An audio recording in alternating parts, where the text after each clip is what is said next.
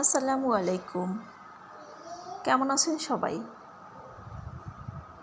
এই গাছটা হলো পর্তুলিকা, কমলা কালারের। এটা আসলে পুরাতন হয়ে গেছে আর গাছটায় বেশি ফুলও ফুটে না। এই জন্য গাছটাকে আমরা উঠিয়ে আবার নতুন করে এই ডাল দিয়েই গাছ হয়, ডালগুলো আবার সুন্দর করে রিপোর্টিং করব বলা যায়। এই জন্য মাটিটা আলগা করে নিয়েছি। তারপর এর ভিতরে কিছু কলার খোসা দিয়ে দিলাম, তার উপরে মাটিটাকে ঝুরঝুরা করে একটু তারপরে দিয়ে দিচ্ছি। মাটিটা এভাবে দিয়ে দিচ্ছি।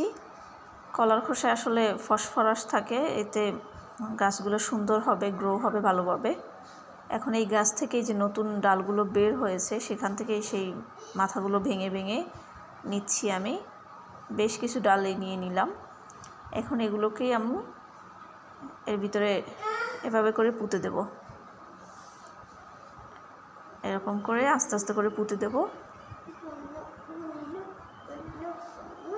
পর্তুলিকা আসলে এরকম ডাল থেকেও হয় আর বীজ থেকেও হয়।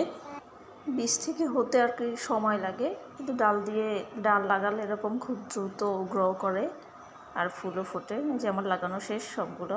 এখন একটু পানি দিয়ে গাছটা আমি সেমি সেড এরিয়াতে রেখে দিচ্ছি।